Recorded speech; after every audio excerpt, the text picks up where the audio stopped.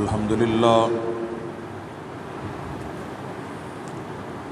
لله نحمده ونستعينه ونستغفره ونؤمن به ونتوكل عليه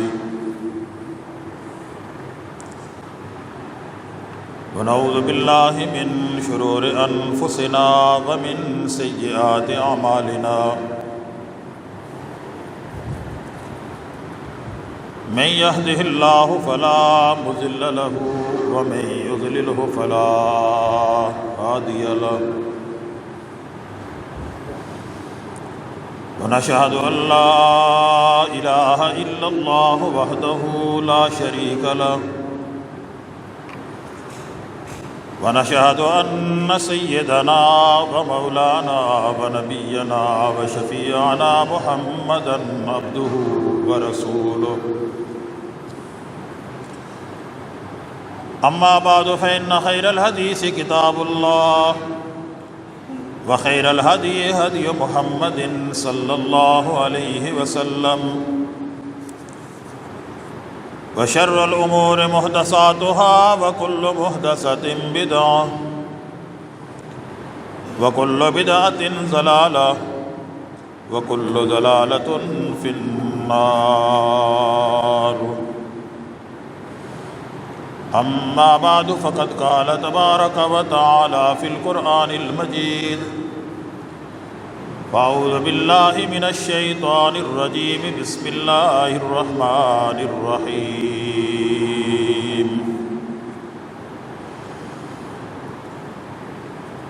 وَلَقَدْ زَيَّنَّا السَّمَاءَ الدُّنْيَا بِمَصَابِيحَ وَجَعَلْنَاهَا رُجُومًا لِلشَّيَاطِينِ وقال تعالى في مقام آخر وبالنجم هم يهتدون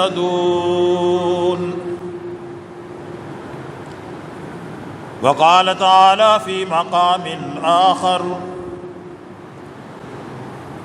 وقرن في بيوتكن ولا تبرجن تبرج الجاهلية الأولى وَأَقِمْنَا الصَّلَاةَ وَآتِينَا الزَّكَاةَ وَأَطِيعْنَا اللَّهَ وَرَسُولَهُ إِنَّمَا يُرِيدُ اللَّهُ لِيُذْهِبَ عَنكُمُ الرِّجْسَ أَهْلَ الْبَيْتِ وَيُطَهِّرَكُمْ تَطْهِيرًا.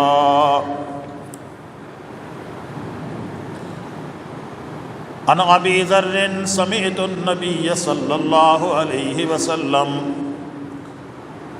الا ان مثل اہل بیتی فیکم مثل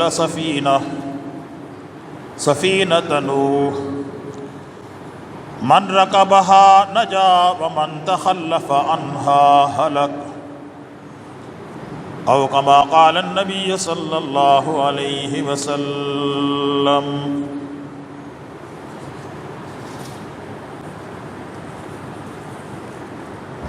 حاضرین محترم، بزرگان دین و برادران اہل سنت والجماعت،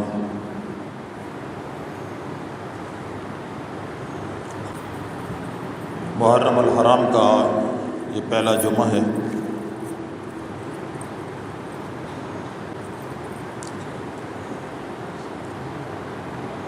سیدنا حضرت عثمان رضی اللہ تعالیٰ عنہ سے روایت ہے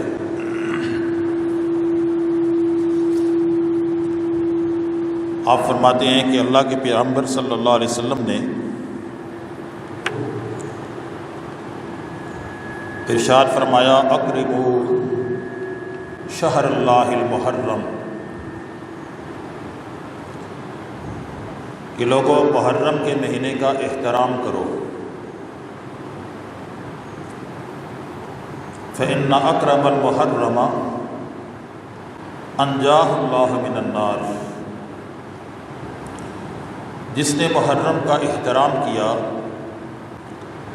اللہ اس کو جہنم سے نجات عطا فرمائے گا.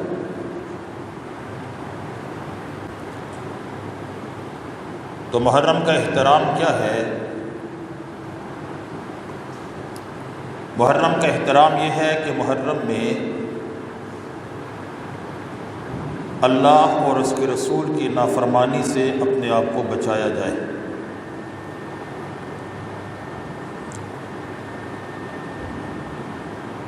زیادہ سے زیادہ نیکی اور عبادات کی طرف رغبت اور رجوع ہو،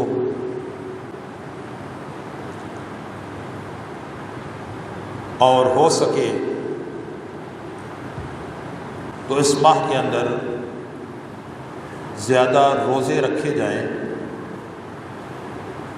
نہیں تو کم از کم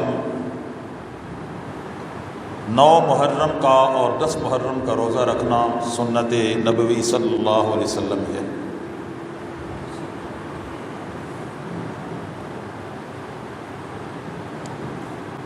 رب تعالیٰ نے اس کائنات کے اندر جتنی بھی چیزیں پیدا کی ہیں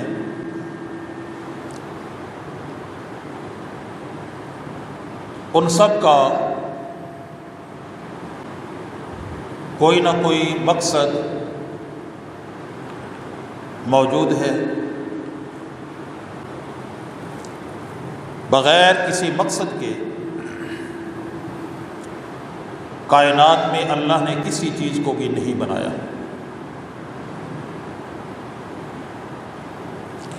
انسان کی پیدائش کا ایک مقصد ہے، جنات کو پیدا کیا تو ایک مقصد کے محتاط، زمین بنائی، آسمان بنایا،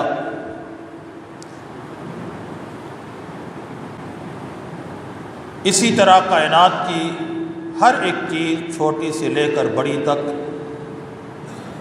بغیر مقصد کے کوئی چیز اللہ نے پیدا نہیں فرمائی۔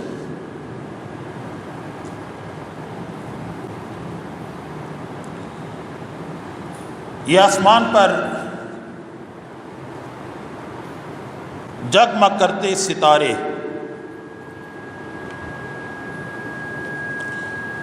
جن کو ہم رات آسمان پر چمکتے دیکھتے ہیں، حق تعالی شانہ نے پوری کائنات کی طرح ان ستاروں کو بھی بے مقصد پیدا نہیں کیا۔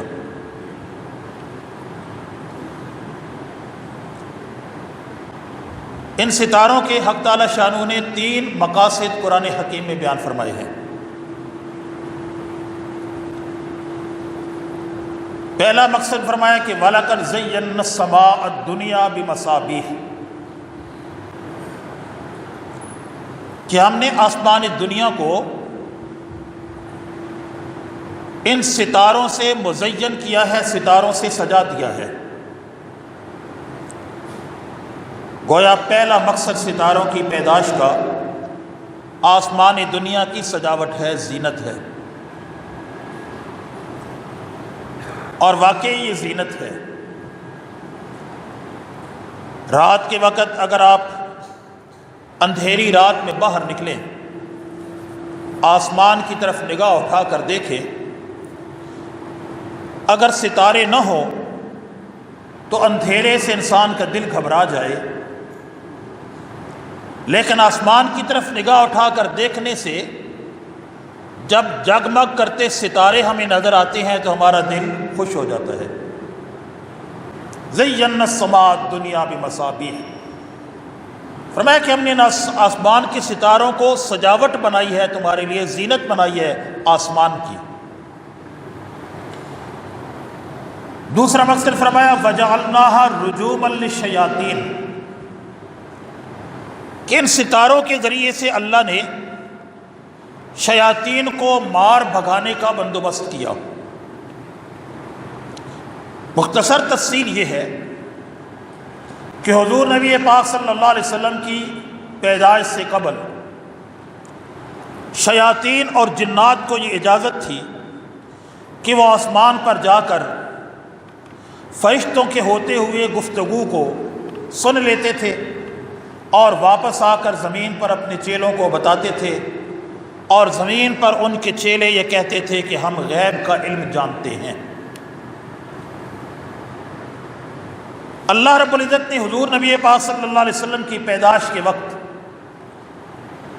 آسمان کی حفاظت فرمائی اور ستاروں کو یہ آرڈر جاری کر دیا کہ کوئی بھی جن اور شیطان آسمان کی طرف چڑھنے کی کوشش کرے، تم نے آسمان کی حفاظت کرنی ہے اور اس کو آسمان پر نہیں جانے دینا۔ جب ہم دیکھتے ہیں کہ رات کے وقت ایک ستارہ ٹوٹتا ہے اور ٹوٹ کر ہمیں نظروں سے غائب ہو جاتا ہے، ہم کہتے ہیں ستارہ ٹوٹ گیا۔ یہ ستارے کا ٹوٹنا کیا ہے؟ یہ وہی رجوم للشیاطین ہے کہ وہ ستارہ ٹوٹ کر آسمان کی طرف جانے والے شیطان کو لگتا ہے، اس کو جلا دیتا ہے۔ دو باتیں، آسمان کی حفاظت، تیسرا مقصد فرمایا وَبِالنَّجْمِ هُمْ يَهْتَدُونَ کہ یہ جو ستارے ہیں نا، ان کے ذریعے سے اللہ تمہیں راہ دکھاتا ہے، ہدایت دیتا ہے۔ پرانے دور میں جب دیگر ذرائع موجود نہیں تھے تو لوگ انہی ستاروں کے ذریعے سے راتوں کو اپنے راستے کو تلاش کیا کرتے تھے۔ بالخصوص جب سمندر کے اندر جہاز چلتے تھے، کشتیاں چلتی تھی، تو رات کے وقت ہر طرف پانی پانی ہے، سمندر میں کچھ سمجھ نہیں آتا کہ سمجھ جانا ہے، تو ملاح اور جہاز چلانے والے ان ستاروں کو دیکھ کر ہی اپنی راہ کا تعین کیا کرتے تھے۔ اور مورخین لکھتے ہیں، پرانی کتابوں کے اندر ہم نے پڑھا ہے کہ کئی دفعہ ایسا ہوا کہ دن کے وقت بھی چلتے چلتے ایک قافلہ جا رہا ہے، وہ راستہ بھول گیا، دن کو اسے راستہ نہیں ملتا تھا، پھر وہ رات کا انتظار کرتے تھے کہ رات ہو، ستارے نکلیں، تو ستاروں کو دیکھ کر وہ اپنا راہ تلاش کرتے تھے کہ فلاں ستارہ ہے، اس کی اس سمت میں ہم نے جانا ہے۔ تو ستاروں کو اللہ نے تیسرے مقصد فرمایا کہ وَبِالنَّجْمِ هُمْ يَهْتَدُونَ، اور آج کے ترقی یافتہ دور کے اندر بھی ستاروں کے ذریعے سے راہ تلاش کرنے کا کام آج بھی ہوتا ہے، اور تجربہ کار لوگ ستاروں کے ذریعے سے اپنا رخ اور اپنی سمت کا تعین کر لیتے ہیں۔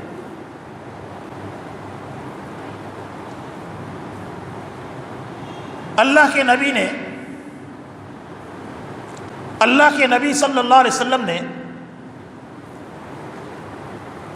ان ستاروں کے ساتھ صحابہ کرام کو تشبیہ دیتے ہوئے فرمایا اصحابی کالنجوم بِأَيِّهِ مُقْتَدَيْتُمْ اهْتَدَيْتُمْ اهْتَدَيْتُمْ کہ میرے صحابہ کی مثال ستاروں جیسی ہے، جس کی بھی تم پیروی کرو گے، جس کی بھی تم پیچھے چلو گے، اہتدیتم اہتدیتم تجھے ہدایت ملے گی، راستہ ملے گا، ہدایت حاصل کرو گے۔ اور ایک روایت کے اندر حضرت ابی ذر رضی اللہ تعالیٰ فرماتے ہیں کہ میں نے اپنے پیغمبر صلی اللہ علیہ وسلم سے سنا، آپ ارشاد فرماتے ہیں لوگو الا ان مثل اہل بیتی کہ بے شک میرے اہل بیت کی مثال کمثل سفینۃ نوح ایسی ہے کہ جیسے حضرت نوح علیہ السلام کی کشتی تھی، من رکبہا نجا، جو بھی اس کشتی کے اندر، کشتی نوح کے اندر سوار ہو گیا وہ نجات پا گیا، ومن تخلف عنہا ہلک، اور جو اس کشتی میں نہ بیٹھا وہ ہلاک ہو گیا، تباہ ہو گیا۔ اور فرمایا کہ میرے اہل بیت کی مثال کشتی نوح جیسی ہے۔ اب ستاروں کا اور کشتی کا اللہ کے پیغمبر نے ایک مثال کے ذریعے سے ان دونوں سے درمیان تطبیق پیدا کی۔ فرمایا کہ میرے صحابہ ستاروں کی مانند ہیں اور میرے اہل بیت کشتی نوح کی مانند ہیں۔ صحابہ کو فرمایا کہ یہ ستارے ہیں،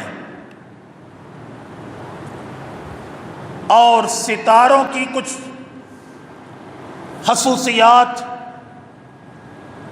جو ماہرین نے اور علماء نے گنوائی ہیں، ان میں سے پہلی سیری صفت ستارے کی یہ ہے کہ ستارے زمین سے بہت بلند ہیں، بہت دور ہیں،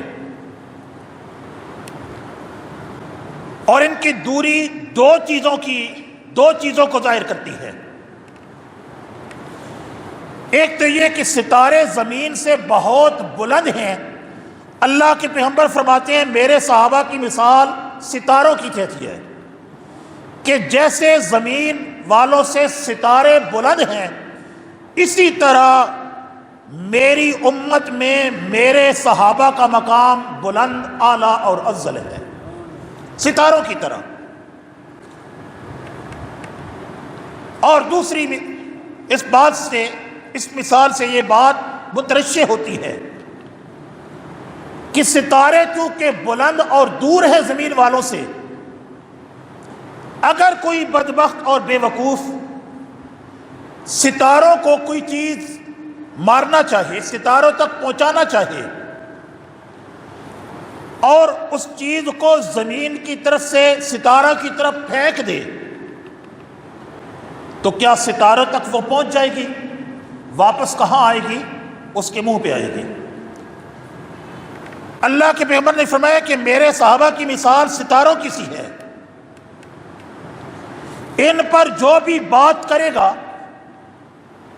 صحابہ تک وہ بات نہیں پہنچے گی، بلکہ وہ ان کا مقام تو بلند ہے، اب یہ بات واپس اس کے منہ پر لگے گی۔ قرآن حکیم میں اس کی مثال موجود ہے۔ اللہ نے کافروں سے یہ فرمایا کہ آمنو کما آمن الناس، اے کافرو تم بھی اس طرح ایمان لے آؤ، اے منافقو اس طرح ایمان لے آؤ جیسے صحابہ کرام لے آئے۔ منافق کہنے لگے انؤمن کما آمن السفہاء، کہ کیا ہم اس طرح ایمان لے آئیں جیسے یہ بے وقوف لوگ ایمان لائے ہیں؟ جو تم کہتے ہو آنکھیں بند کر کے یہ اس پر عمل کر رہے ہیں، جانیں دے رہے ہیں، بچے قربان کر، اس طرح ہم بے وقوفی کی طرح ایمان لے آئیں؟ صحابہ کو انہوں نے کہا بے وقوف، یہ تو بے وقوف ہیں۔ اللہ نے فوراً وحی نازل کی، فرمایا میرے پیغمبر ان کو بتا دیجئے الا انہم ہم السفہاء، جس نے صحابہ کو بے وقوف کہا وہ خود بے وقوف ہے۔ الا انہم، خبردار، یہی لوگ جو بے وقوف صحابہ کو کہنے والے ہیں، یہی لوگ بے وقوف ہیں۔ تو صحابہ کو جس نے بے وقوف کہا اللہ نے فرمایا وہ خود بے وقوف ہے۔ تو یہ وہ مثال ہے کہ ستاروں کی طرف جو پھینکو گے واپس تمہاری طرف آئے گا، ستاروں تک نہیں پہنچے گا۔ تو ایسے ہی اللہ کے نبی کے صحابہ پر جو بھی بات کرو گے وہ بات وہاں تک نہیں پہنچے گی، بلکہ وہ تمہارے اوپر اس کا اطلاق ہوگا۔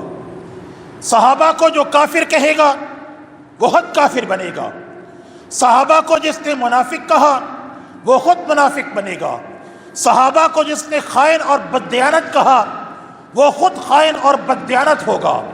صحابہ کو جو بھی کہو گے، صحابہ کو ایمان والے کہو گے تم خود ایمان والے بنو گے، صحابہ کو متقی مانو گے تم خود متقی بنو گے، صحابہ کو اللہ کے نبی کے پروانے مانو گے تم خود اللہ کے نبی کے پروانے بنو گے۔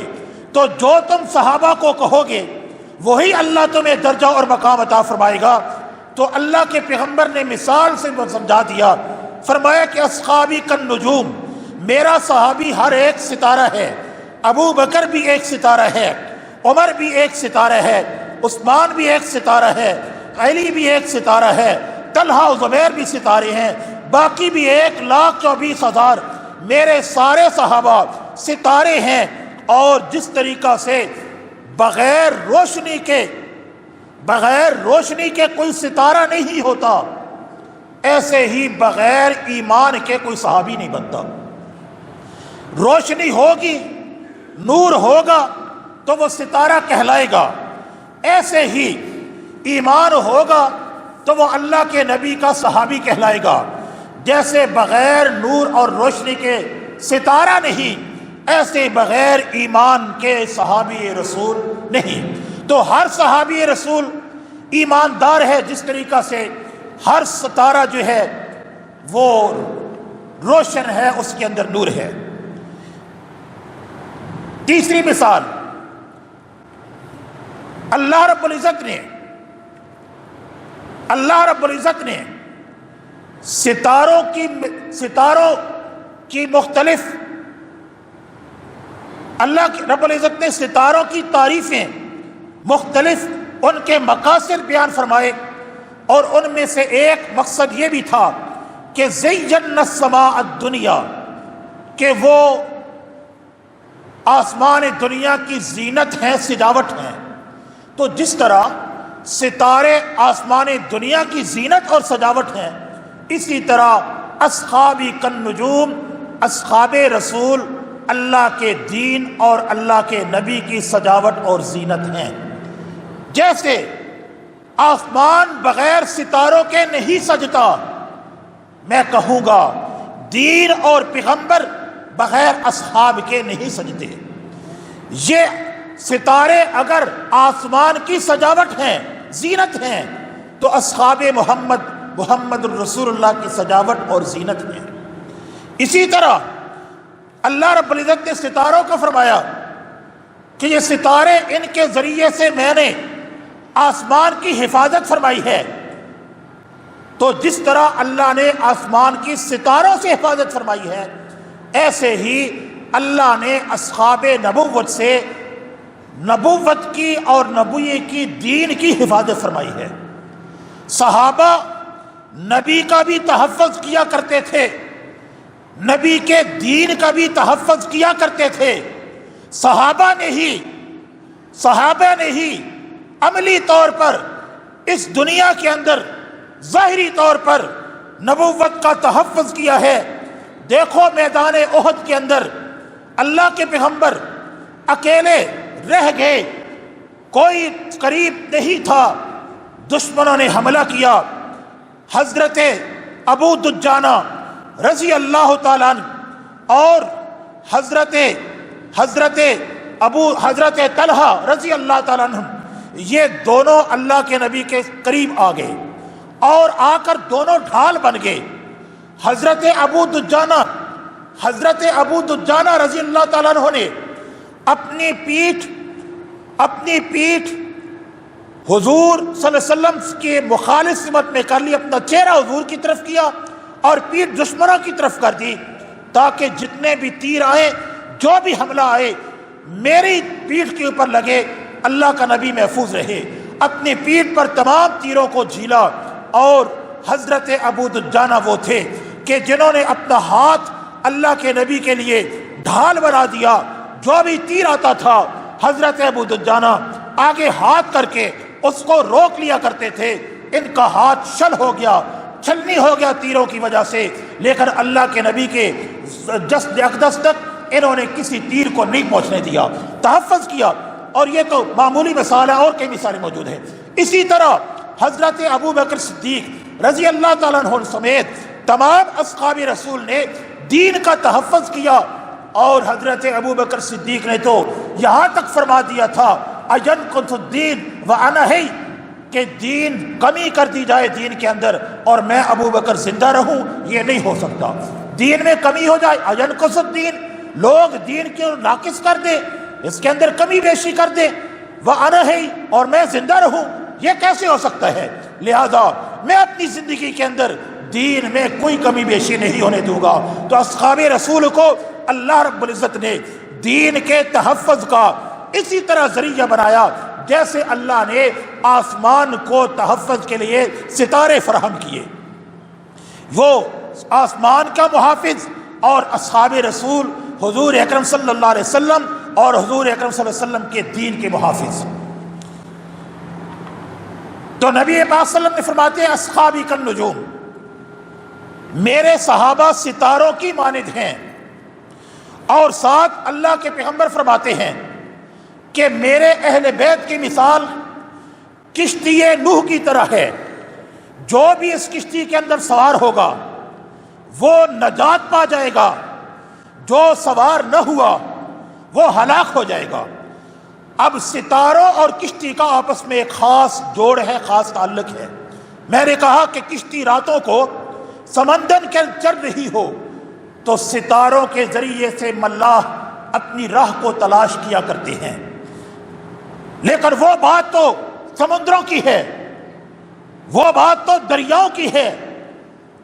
ہم خشکی کے اندر رہنے والے ہیں، ہمارا کشتی سے کیا تعلق، ہمارا ستاروں سے ہدایت لینے کا کیا تعلق؟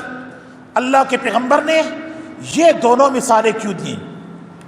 یہ دونوں مثالیں کیوں دی؟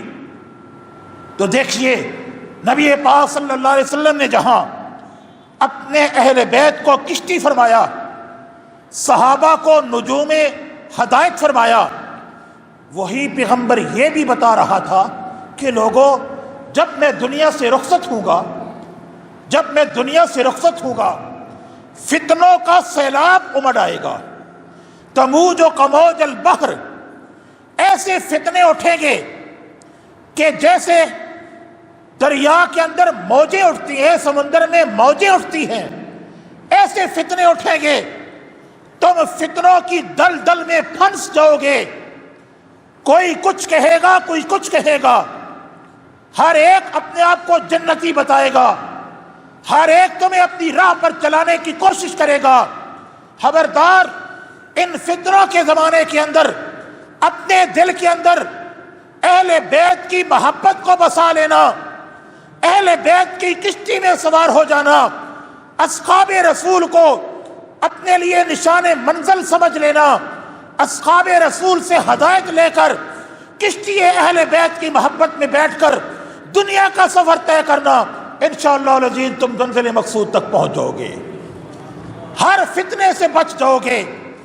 لہذا مجھے کہنے دیجئے کہ فتنے کے اس دور اور اس زمانے میں تمہیں رہنمائی اللہ کے قرآن پڑھنے سے نہیں ملے گی، فتنے کے اس دور اور زمانے میں تمہیں ہدایت حدیث بخاری مشکات پڑھنے سے نہیں ملے گی۔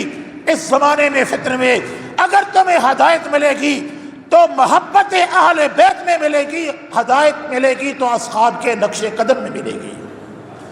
دیکھو کہ وہ کس طرف چل رہے ہیں، ان کی راہ کون سی ہے، ان کا طریق کون سا تھا، وہ کس راہ پر چل گئے۔ محبت اہل بیت کو اپنے دل کے اندر بسا لو اور ہدایت کے لیے اصحاب رسول کو نشانے پر رکھ لو۔ یہ دونوں نجات کی نشانیاں ہیں، یہ دونوں ہدایت کے ذرائع ہیں۔ الحمدللہ اہل سنت والجماعت ان دونوں نشانوں کو اپنائے ہوئے ہیں۔ ہمارے دلوں کے اندر حب اہل بیت ہے، ہم اہل بیت کی محبت اپنے سینوں کے اندر چھپائے ہوئے ہیں، جمائے ہوئے ہیں، اصحاب رسول سے ہم ہدایت لے رہے ہیں۔ محبت اہل بیت اور ہدایت اور راستہ اصحاب رسول کا، یہ دونوں ایسی منزلیں اور ایسے نشان ہیں، ان دونوں کے ہوتے ہوئے کوئی ہمیں گمراہ نہیں کر سکتا۔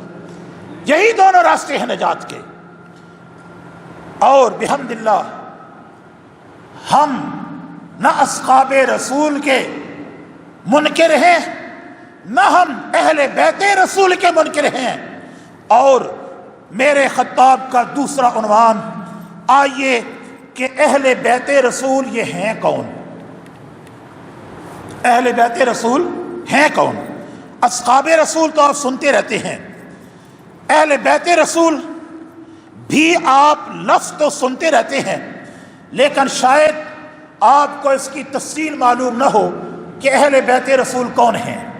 عام طور پر جب اہل بیت رسول کا لفظ آتا ہے تو سمجھا جاتا ہے کہ اہل بیت رسول حضرت علی ہیں، اہل بیت رسول حضرت حسن ہیں، حضرت حسین ہیں، سیدہ فاطمہ ہیں، یہ اہل بیت رسول ہیں، بے شک یہ اہل بیت رسول ہیں۔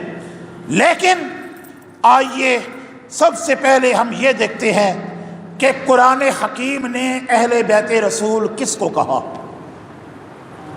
دیکھنا چاہیے نا کہ قرآن حکیم نے اہل بیت رسول کس کو کہا۔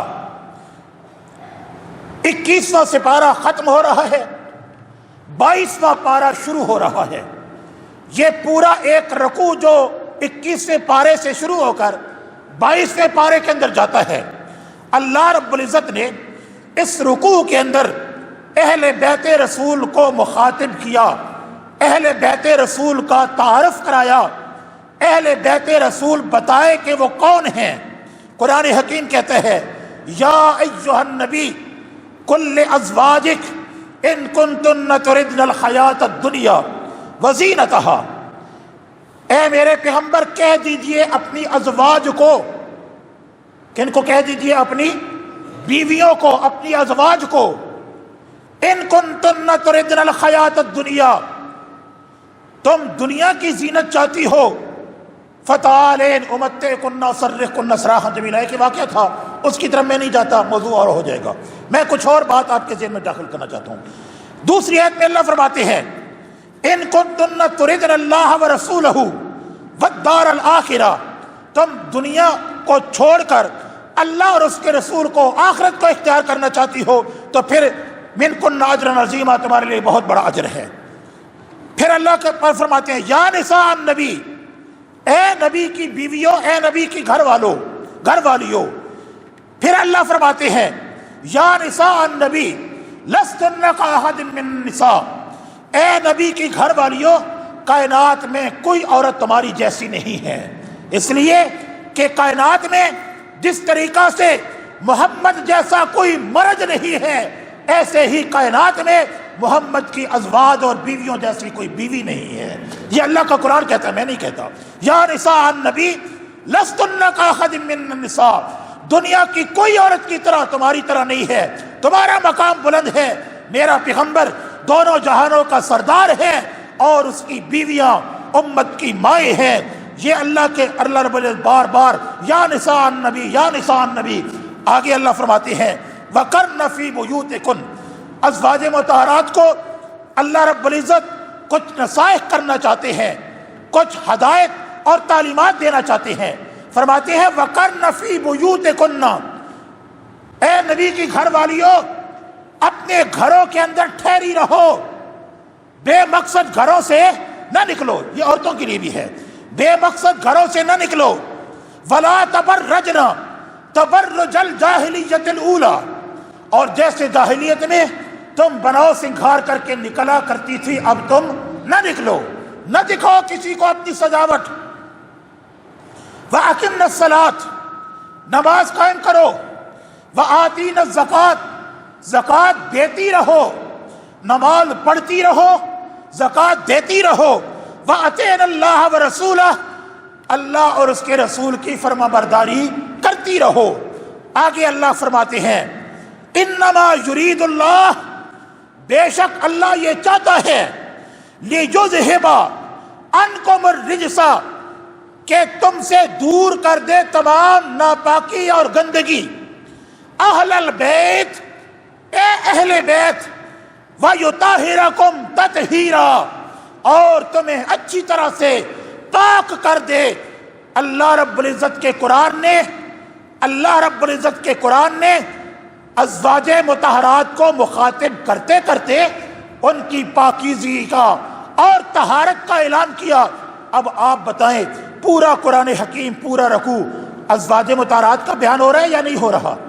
تو یہ آیت انما یرید اللہ لیذہب عنکم الرجس اہل البیت، جیسے اللہ اوپر سے اہل بیت نبی کا تذکرہ کرتے چلے آ رہے ہیں، ایسے ہی یہ بھی اللہ ازواج مطہرات کو مخاطب کر کے کہتے ہیں انما یرید اللہ لیذہب عنکم الرجس اہل البیت ویطہرکم تطہیرا۔ آگے اللہ فرماتے ہیں واذکرن ما یتلی فی بیوتکن، جو تمہارے گھروں کے اندر آیات اللہ کے قرآن کی پڑھی جاتی ہیں ان کو پڑھو، یعنی ساری تعلیمات اللہ ازواج مطہرات کو دے رہے ہیں، تو یہاں جو اللہ کے قرآن نے اور اللہ نے اہل بیت کا لفظ استعمال کیا، آپ ایمانداری سے بتائیں اس سے مراد کیا ہے؟ اہل بیت سے حضور کی ازواج ہیں یا کوئی اور ہے؟ ازواج مطہرات ہیں نا، حضور کی بیویاں ہیں جن کو پوری تعلیم دی جا رہی ہے، پوری اللہ کا رب العزت ان کو ہدایات دے رہے ہیں، ان کی تعریفیں کر رہے ہیں، ان سے جو ہے ان کے لیے احکامات بیان کر رہے ہیں۔ تو یہ احکام بھی، یہ ہدایت بھی اور یہ اعلان بھی اللہ رب العزت نے ازواج مطہرات کے لیے کیا، ازواج مطہرات کے لیے یہ اعلان بھی کیا کہ اللہ تمہیں پاک کرنا چاہتا ہے۔ اب ازواج مطہرات کی شان دیکھیں، اللہ رب العزت نے اپنے پیغمبر کو فرمایا وَثِيَابَكَ فَطَهِّرْ وَالرُّجْزَ فَاهْجُرْ، اور اللہ رب العزت نے اپنے پیغمبر کو فرمایا أَن طَهِرَ بَيْتِيَ لِلطَّائِفِينَ، اے میرے پیغمبر اپنے کپڑوں کو بھی خود پاک رکھ، صاف رکھ، اے میرے پیغمبر اپنے ماحول کو بھی خود پاک صاف رکھ، اے میرے نبی میرے گھر کو پاک صاف رکھ۔ ان چیزوں کو پاک رکھنے کا اللہ نبی کو حکم دے رہا ہے، تو پاک رکھ۔ لیکن جب ازواج مطہرات کی باری آئی، اللہ فرماتے ہیں انما یرید اللہ لیذھب عنکم الرجس، اللہ یہ چاہتا ہے کہ اے نبی تیرے آل بیت سے اللہ تمام ناپاکی کو دور کر دے، ہٹا دے۔ اللہ چاہتا ہے، اللہ ہٹا دیا، خود ہٹا دیا۔ خداوند ذوالجلال نے ازواج مطہرات سے ہر قسم کی ناپاکی اور گندگی کو خود دور کرنے کا اعلان کر دیا۔ جب یہ آیت کریمہ نازل ہوئی، جب یہ آیت کریمہ نازل ہوئی تو حضور اکرم صلی اللہ علیہ وسلم نے دیکھا کہ حضرت حسن آپ کے گھر آئے۔ یہ روایت سیدہ عائشہ صدیقہ سے ہے، فرماتی ہے کہ میں نے دیکھا کہ اللہ کے پیغمبر، ایک کالے رنگ کی چادر تھی، کالے رنگ کی چادر تھی اور مرصع چادر تھی، وہ آپ اٹھائے ہوئے تھے۔ فجاء الحسن بن علی، اتنی دیر میں حضرت حسن بن علی گھر اللہ کے نبی کے تشریف لے آئے۔ فادخلہ، اللہ کے پیغمبر نے حسن کو اس چادر کے نیچے چھپا لیا۔ ثم جاء الحسین، پھر تھوڑی دیر ہوئی کہ حسین آ گئے، اللہ کے پیغمبر نے اس کو بھی فدخل معہ، اس کے اندر اس کو بھی چھپا لیا۔ ثم جاءت فاطمہ، تھوڑی دیر ہوئی فاطمہ تشریف لے آئیں۔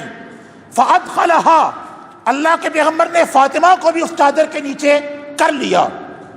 ثم جاء علی، پھر تھوڑی دیر ہوئی کہ علی آ گئے۔ فادخلہ، اللہ کے پیغمبر نے علی کو بھی اس چادر کے نیچے کر لیا۔ ثم قال، پھر اللہ کے پیغمبر نے فرمایا اللہم ہؤلاء اہل بیتی، اے اللہ تو نے میری ازواج کے لیے تو طہارت کا اعلان کر دیا، پاکیزگی کا اعلان کر دیا، تو نے میری جتنی بھی ازواج تھی، سیدہ خدیجہ، سیدہ سودا، سیدہ عائشہ، سیدہ حفصہ، سیدہ زینب، سیدہ خزیمہ بنت خزیمہ، سیدہ ام سلمہ، سیدہ زینب بنت جہش، سیدہ جویریہ، سیدہ ام حبیبہ، سیدہ صفیہ، سیدہ میمونہ، سیدہ ریحانہ، سیدہ ماریہ قبطیہ، اے اللہ ان کے لیے تو نے طہارت کے فیصلے کا اعلان کر دیا۔ ہؤلاء اہل بیتی، اے اللہ میں کہتا ہوں یہ بھی میرے اہل بیت ہیں، یہ بھی میرے اہل بیت ہیں۔ فاذھب عنہم الرجس، اے اللہ جس طرح میری ازواج سے تو نے گندگی کو دور کیا، اور طرح ان سے بھی ہر قسم کی گندگی کو دور کر دے۔ فطہرہم تطہیرا، اے اللہ ان کو بھی اسی طرح پاک کر دے جیسے میری ازواج کو تو نے پاک کر دیا۔ تو حضور نے، اللہ رب العزت نے ازواج مطہرات کو قرآن میں اہل بیت کہہ کر ان کی پاکیزگی کا، ان کی طہارت کا اعلان کیا۔ اللہ کے پیغمبر نے اپنی اولاد کو اللہ کے سامنے پیش کر کے ان کی بھی طہارت اللہ سے مانگی۔ ہم کہتے ہیں ازواج نبی قرآنی اہل بیت ہیں اور اولاد نبی حدیث کی اہل بیت ہیں۔ وہ قرآن پاک کر رہا ہے، ان کو پیغمبر پاک کرنے کا کہہ رہے ہیں، دونوں میں کوئی فرق نہیں، دونوں پاک ہیں۔ ازواج نبی بھی پاک، اولاد نبی بھی پاک، دونوں کے اوپر تطہیر کی چادر ہے.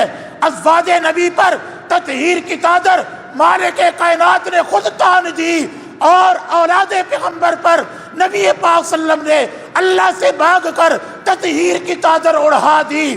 ہماری آنکھوں میں ازواج نبوت کا بھی حیا ہے، ہماری آنکھوں میں اولاد نبوت کا بھی حیا ہے. نہ ہم ان کے گستاخ، نہ ہم ان کے گستاخ، نہ ہم ازواج پیغمبر کی گستاخی کی اجازت دے سکتے ہیں، نہ اولاد نبی کی گستاخی کی اجازت دے سکتے ہیں. نہ ہم خارجی ہیں، نہ ہم رافضی ہیں، نہ ہم ناسبی ہیں. اللہ نے ہمیں سچا اور سونا مذہب اہل سنت والجماعت عطا کیا ہے. آؤ، یہ ایک لمبی تفصیل ہے، وقت ہو رہا ہے، صرف 5-10 منٹ آپ کی لوں گا. ایک لمبی تفصیل ہے. اختصار سے ایک اور بات عرض کرنا چاہتا ہوں کہ یہ جن لوگوں نے اہل بیت نبی اور اصحاب نبی یہ دو الگ الگ طبقے گنوا رکھے ہیں، یہ دو طبقے الگ نہیں، یہ ایک ہیں. جب ہم کہتے ہیں نا اصحاب نبی، تو اس میں ازواج بھی شامل، بنات بھی شامل، اس کے اندر نواسے بھی شامل، اور اس کے اندر داماد بھی شامل. سارے اہل بیت نبی اصحاب نبی کی تعریف کے اندر داخل ہو جاتے ہیں. علیحدہ اہل بیت نبی کہنے کی ضرورت اور حاجت ہی نہیں رہتی. کیوں؟ اصل مقام اور مرتبہ ہے صحابی کا. اہل بیت ایک اضافی شان ہے. اگر کوئی اہل بیت کا فرد ہو، حضور کے گھرانے کا فرد ہو، وہ صحابی نہ بنے، کیا احترام کے لائق ہوگا؟ آپ سوچیں نا، ایک اللہ کے نبی کے گھرانے کا بندہ ہے، اہل بیت میں ہے، لیکن وہ ایمان نہیں لایا، صحابی نہیں بنا، کیا قابل احترام ہے؟ نہیں. قابل احترام تو وہ ہوگا جو صحابی بنے گا، جو ایمان لائے گا. ورنہ دیکھیں، ابو لہب حضور کا سگا چچا، گھر کا بندہ ہے نا، لیکن قرآن اس کی مذمت کر رہا ہے. تبت یدا ابی لہب وتب، اس لیے کہ پیغمبر کو نہیں مانا، پیغمبر کا صحابی نہیں بنا. اصل مقام اور مرتبہ صحابیت ہے. جب ہم صحابہ رسول کہتے ہیں تو اہل بیت اس کے اندر خود شامل ہو جاتے ہیں. یہ دو طبقے الگ نہیں، ایک ہے. اصحاب رسول ہو، ازواج رسول ہو، اہل بیت رسول ہو، سارے کے سارے ایک ہیں، اور ان سب کا عہدہ اللہ نے دیا، یہ اصحاب رسول ہیں. پھر جن لوگوں نے اصحاب رسول میں اور اہل بیت رسول میں تفریق ڈالی، یہ تفریق بناوٹی اور جھوٹی ہے. اہل بیت رسول اور اصحاب رسول کی آپس میں محبتیں تھیں، آپس میں رشتے ناتے تھے. ان رشتے ناتوں کی مختصر سی تفصیل میں آپ کے سامنے رکھنا چاہتا ہوں. بڑی عجیب تفصیل ہے. حضرت علی رضی اللہ تعالیٰ عنہ، آپ کی 9 بیویاں ہیں، 9 ازواج ہیں. کتنی ہیں؟ 9. یاد رکھیں. حضرت علی کے 15 صاحبزادے ہیں. کتنے جی؟ آپ نے صرف حسن اور حسین سنے ہوئے ہیں. حضرت علی کے 15 بیٹے ہیں. یاد رکھیں، میں نام بتانے کا پابند ہوں، ایک ایک اس کی ماں کے نام کے ساتھ. اور حضرت علی کی 18 صاحبزادیاں ہیں، 18 بیٹیاں ہیں. ان 15 صاحبزادوں میں اور ان 18 بیٹیوں میں سیدنا حضرت علی رضی اللہ تعالی عنہ نے آپ کا ایک بیٹا جو آپ کی زوجہ لیلہ بنت مسعود سے پیدا ہوا تھا، حضرت علی نے اس کا نام رکھا تھا ابو بکر. حضرت علی نے کیا نام رکھا تھا؟ ابو بکر. ایک بیٹا آپ کا حبیبہ بنت ربیعہ سے پیدا ہوا، حضرت علی نے اس کا نام عمر رکھا. ایک بیٹا ام البنین بنت حرام سے پیدا ہوا، حضرت علی نے اس کا نام عثمان رکھا. ابو بکر بن علی عمر بن علی، عثمان بن علی، یہ تینوں بھائی حضرت حسین کے ساتھ کربلا کے میدان کے اندر شہید ہوئے۔ ذاکر نہیں بتاتا۔ اب میں پوچھنا چاہتا ہوں، اگر اہل بیت اور صحابہ الگ ہیں تو حضرت علی نے اپنے بیٹوں کے نام ابو بکر، عمر، عثمان کیوں رکھے؟ آپ سوال تو کریں نا، آپ بھی تو زبان کھولے نا۔ سنی سونی نہ رہیں، سنی سنانے والا بنے، سنائے ان کو کہ کربلا میں اکیلے حسین شہید نہیں ہوئے، ان کا بھائی ابو بکر بھی شہید ہوا، اس کا نام کیوں نہیں لیتے؟ عمر شہید ہوا، عثمان شہید ہوا، ان کا نام کیوں نہیں لیتے؟ کہ اہل بیت اور اصحاب کی جو تم نے دشمنی لوگوں کو بتا کر یہ دھندا چلایا ہوا ہے، اس پہ سے پردہ اٹھتا ہے، اس لیے یہاں تک بس نہیں۔ حضرت علی رضی اللہ تعالیٰ عنہ نے اپنی پہلی بیٹی کا نام ام کلثوم رکھا، اور حضرت علی کی یہ بیٹی ام کلثوم حضرت عمر کو نکاح کر کے دی۔ حضرت عمر حضرت علی کے کیا ہیں؟ داماد ہیں۔ حضرت علی کی بیٹی ام کلثوم حضرت عمر کے نکاح کے اندر، اور ایک دوسری بیٹی جس کا نام حضرت علی نے زینب رکھا، ایک اور آپ کی بیٹی جس کا نام آپ نے رقیہ رکھا، اور یہ تینوں بیٹیاں حضور اکرم صلی اللہ علیہ وسلم کی بیٹیاں ہیں، ان کے نام ہیں ام کلثوم، زینب، رقیہ، فاطمہ۔ حضرت علی نے حضور صلی اللہ علیہ وسلم کی بیٹیوں کے ناموں پر اپنی بیٹیاں رکھا۔ اگر حضور کی ایک بیٹی تھی ام کلثوم زینب اور رقیہ، یہ حضور کی بیٹیاں نہیں تھی، تو حضرت علی نے اپنے بیٹیوں کے نام ان کے نام پر کیوں رکھے؟ کس نسبت سے رکھے حضرت علی نے؟ اور ان میں سے حضرت ام کلثوم اور حضرت رقیہ، یہ دونوں حضور کی بیٹیاں حضرت عثمان کی نکاح کے اندر ہیں، یہ حضرت عثمان کی بیویاں تھیں۔ حضرت علی نے حضور کی بیٹیوں اور عثمان کی زوجوں کے نام اپنی بیٹیوں کے رکھے۔ عثمان سے بھی محبت، اللہ کے نبی کی بیٹیوں سے بھی محبت، اور یہیں پر بس نہیں۔ حضرت حسن رضی اللہ تعالیٰ عنہ، یہ میرے پاس شیعہ کتب موجود ہے، سارے دلائل حوالہ جات وقت کی کمی ہے پیش نہیں کر سکتا۔ حضرت حسن رضی اللہ تعالیٰ عنہ نے اپنے ایک بیٹے کا نام ابو بکر رکھا، دوسرے بیٹے کا نام عمر رکھا، اور حضرت حسن کے یہ دونوں بیٹے بھی کربلا کے اندر شہید ہوئے ہیں۔ ابو بکر بن حسن، عمر بن حسن، یہ بھی شہید کربلا ہیں۔ یہیں پر بس نہیں، حضرت سجاد جن کو امام زین العابدین کہتے ہیں، امام زین العابدین نے اپنے ایک بیٹے کا نام عمر رکھا۔ حضرت موسیٰ کاظم نے اپنے ایک بیٹے کا نام ابو بکر رکھا۔ حضرت امام رضا نے اپنی ایک بیٹی کا نام عائشہ رکھا۔ حضرت امام نقی نے بھی اپنی بیٹی کا نام عائشہ رکھا۔ یہ محبت کی دلیل ہے، نفرت کی دلیل ہے؟ اس لیے میں کہتا ہوں میرے پاس دلائل ہیں کہ یہ جو 12 امام گنواتے ہیں نا، 12 امام، یہ سارے کے سارے اہل سنت والجماعت تھے۔ کیوں؟ ابو بکر نام اہل سنت اپنی اولاد کا رکھتے ہیں یا شیعہ رکھتے ہیں؟ عمر اپنی بیٹوں کے نام عمر سنی رکھتے ہیں یا شیعہ رکھتے ہیں؟ تو حضرت امام جعفر صادق ہوں، حضرت امام نقی ہوں، حضرت تقی ہو، اور یہ جتنے بھی 12 امام ہیں، یہ سارے کے سارے اہل سنت والجماعت کے امام ہیں۔ انہوں نے دھوکے سے اپنے نام کر لیے ہیں، ان کا ان کے ساتھ کوئی تعلق نہیں ہے۔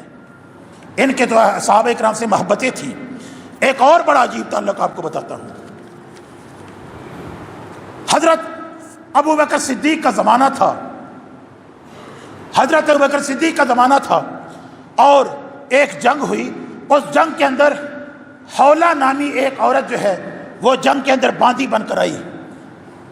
حضرت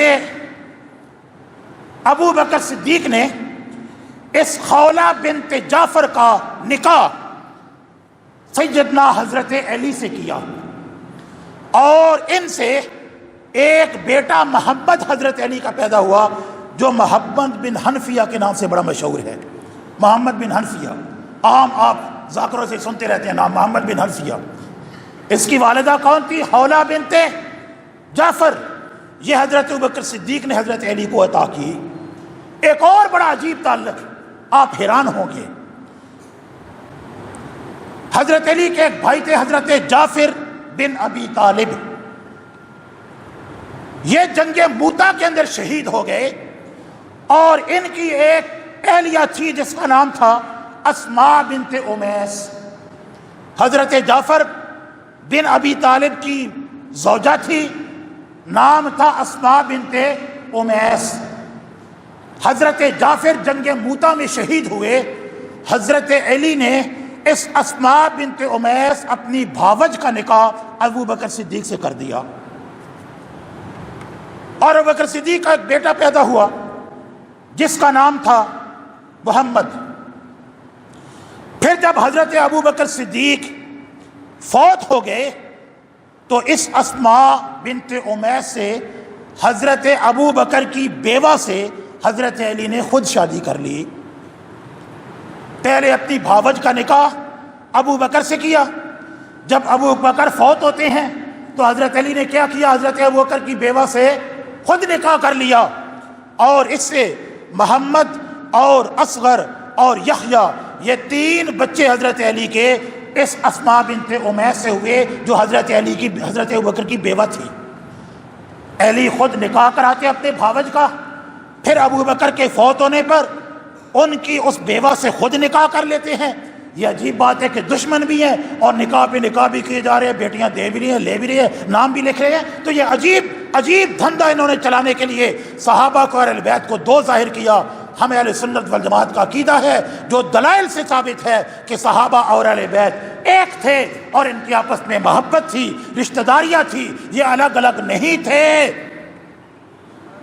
اہل سنت والجماعت دونوں کے احترام اہل بیت کی کشتی میں، محبت کی کشتی میں سوار ہے، اصحاب رسول سے راہ ہدایت لے رہے ہیں. اور اللہ کے پیغمبر نے فتنوں کے اندر یہی دونوں نشان نجات بتائے. نہیں فرمایا کہ قرآن پڑھنا، یہ نہیں فرمایا میری حدیث پڑھنا، بلکہ اللہ نے پیغمبر نے فرمایا جب موجیں اٹھے گی فتنوں کی تو پھر کشتی اہل بیت میں سوار ہو جانا، اصحاب رسول سے راہ پانا، تم منزل مقصود پر پہنچ جاؤ گے. اللہ رب العزت ہم سب اہل سنت والجماعت کو ان دونوں نشانات کو سمجھنے اور ان کی پیروی کی توفیق عطا فرمائے. وآخر دعوانا الحمدللہ رب العالمین.